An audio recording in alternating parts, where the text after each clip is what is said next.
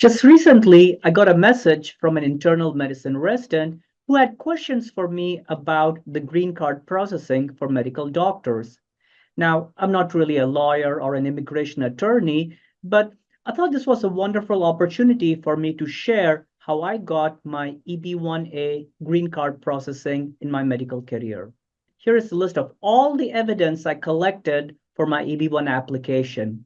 Letters of support, publications in scholarly journals, conference presentations, published material about me and my work, extensive citation of my work, judge of the work of others, thank you notes from journals, editorial board activities, research grant and travel grant, fellowship awards, congratulatory emails from other researchers, letters soliciting opinion as researcher, requests for copies of research, job offers from prestigious institutions, evaluations from professors and mentees, professional resume.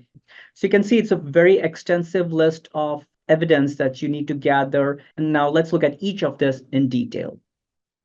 Now, before we move forward, you will realize that there is one theme that you as a medical doctor practicing clinical medicine surely need to pursue to meet all the requirements for this green card application, and that is research. The amount of time and effort you invest into research will definitely help you meet all these criteria for a successful EB1 application. So how did I get into research? Now, I was not very keen on research. I was a resident like you, practicing, learning clinical medicine.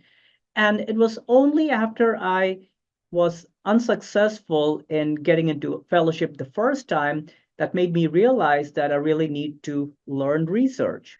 When I first started working with a research mentor, getting myself involved in research, I did that for professional growth, to get into fellowship, get into an attending position. And I didn't really do it for a green card, application. I didn't look at that from the viewpoint of getting a green card in the future. But thankfully and coincidentally, it all worked out great. And all the research work, all the research papers, publications, presentations, and networking that I was able to do from residency all the way to becoming an attending, that really played a huge role in helping me get the EB1A and EB1B. Because what happens over time is that your research work generates a lot of citations, a lot of requests for reviewing material related to your area of interest, and a lot of opportunities for networking. So keep this in mind, that you absolutely need to involve yourself in research for getting your EB1 application to be successful. This also means that be very meticulous about storing, saving, recording everything from now on. There's all the emails asking you for your paper or your opinion, all the congratulatory emails, thank you emails, certificates, accomplishments, awards, everything needs to be saved. Do not delete any of these because they can potentially become evidence in support of your green card application. All right, so let's look at my EB1 application. The most crucial part of your whole application is letters of support. Now, these letters of support have to be from experts in your field and have to be from renowned institutions. I had 8 letters of support from research experts throughout US, and also one international letter, which I'll tell you how I got that. Now, the first thing to note and this was something my lawyer made sure I do, is to get letters from renowned institutions: Hopkins, Columbia University, Mayo Clinic, Cleveland Clinic, Texas. Getting letters from all these renowned institutions, because the letterhead matters greatly in your green card application. You can't be getting letters only from the place where you're working or the surrounding. The letters have to come from all over the US, east, west, north, south. A lot of these researchers were co-authors on papers that I worked with. There were connections made through my research mentor. They were people I met at a conference when I was presenting a poster. They would come by and ask me and exchange cards. And so this is how I built connections with them and was later able to ask them for these letters of support. Now, what's very interesting is that I also got a letter of support from an international research expert. And this happened purely because I was taking care of a patient who required genetic analysis.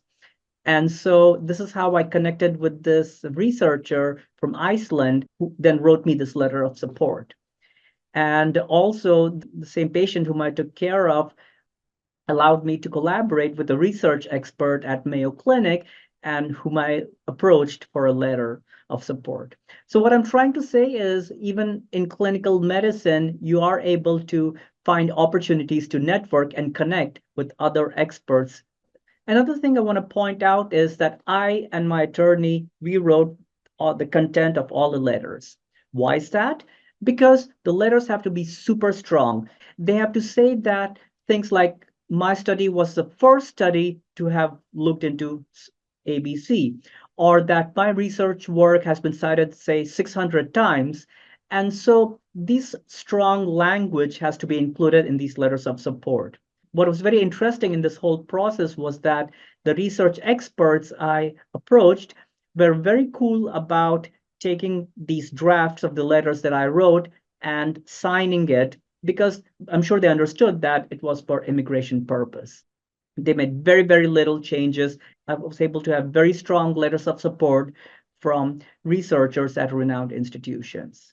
Along with their letters, I also included their CVs, which sometimes can be even 50, 60 pages long.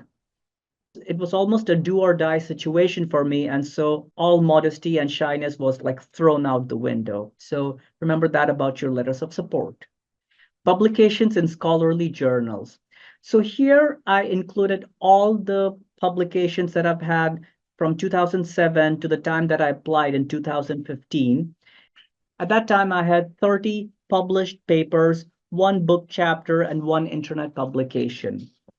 So keep all the journal publications, PDFs.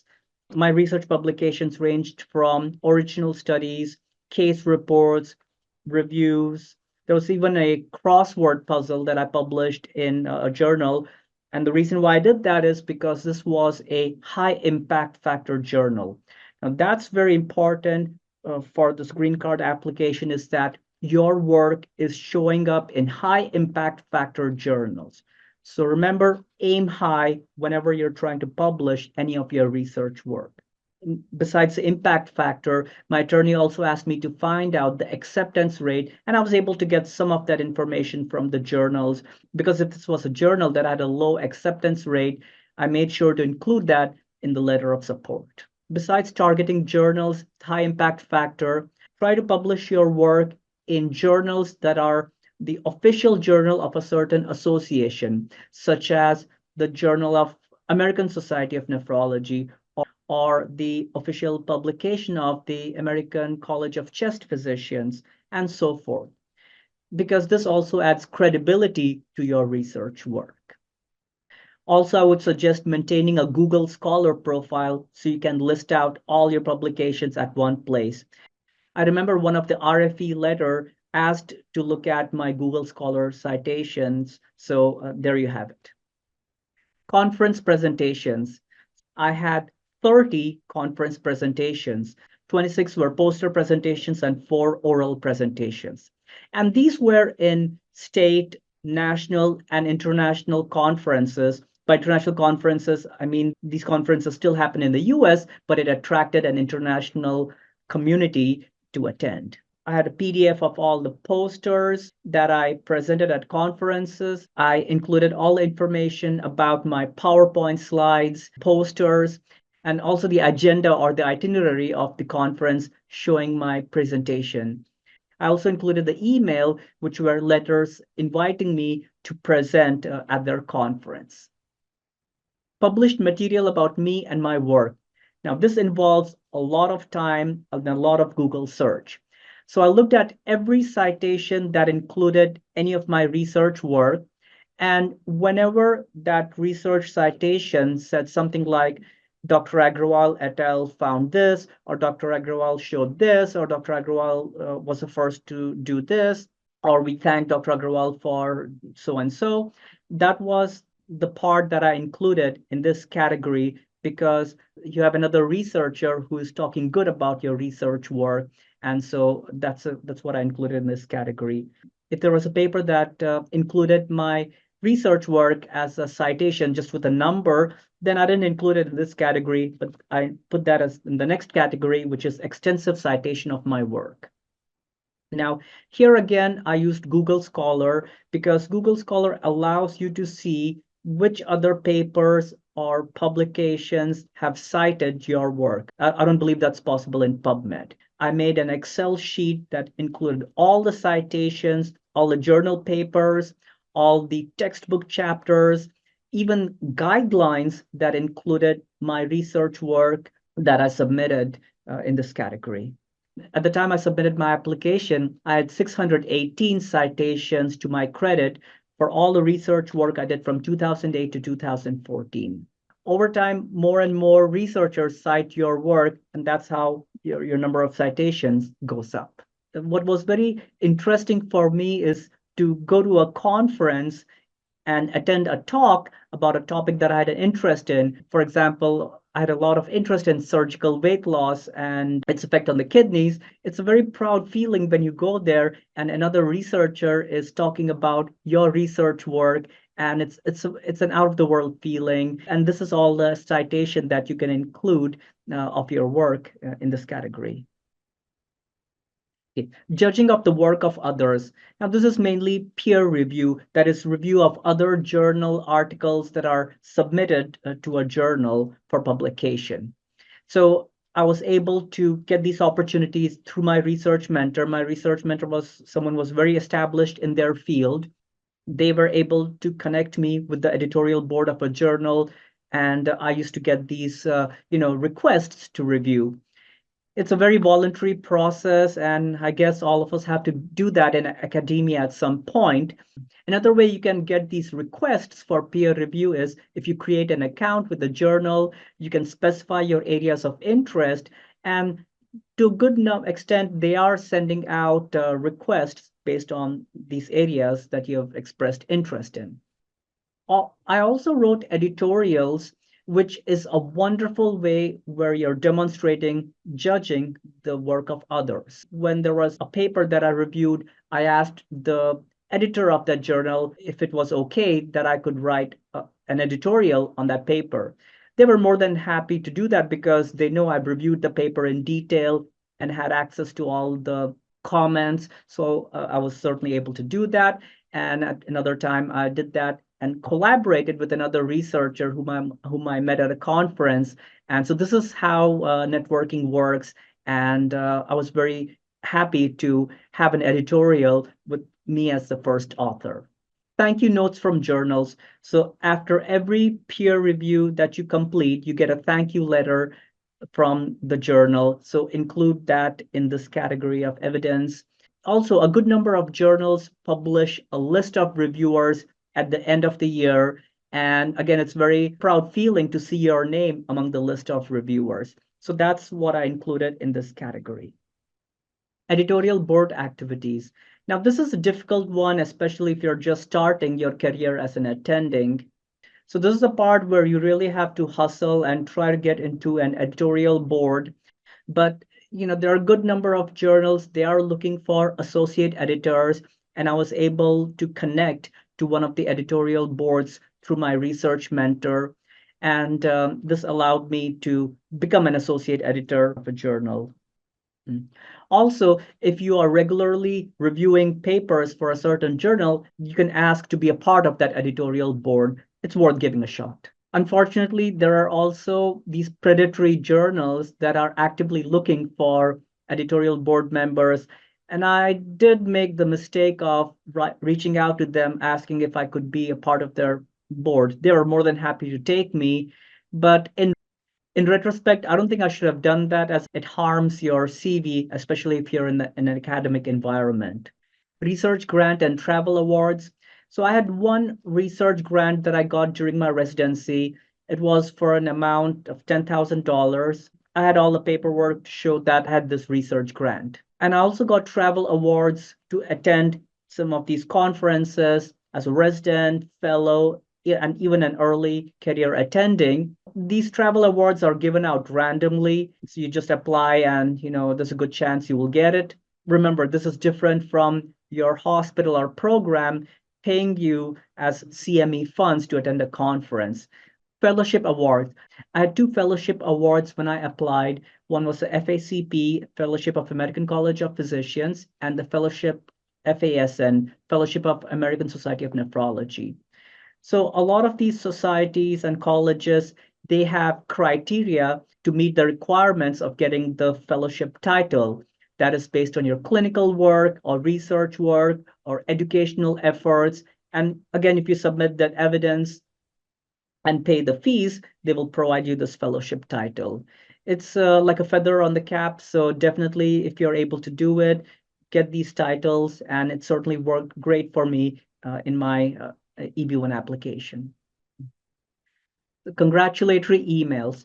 So here I included emails from other researchers who complimented me on my research work. Some of these emails were randomly sent by researchers. Maybe they would have read my paper and then sent me an email congratulating me on my work. And some were an effort on my part where I sent out my paper to research experts saying, hey, I finished a paper and this is in your area of interest. Just wanted to share this PDF with you. And then they would send a congratulatory email. That's how I was able to provide this evidence for the congratulatory emails. Also, emails congratulating me on having my poster or oral presentation at a conference. I included that too. Again, I did this more for my professional career rather than the EB1 application. But again, it all worked out great, and I included all these congratulatory emails in my EB1 application. Letter soliciting opinion as research expert.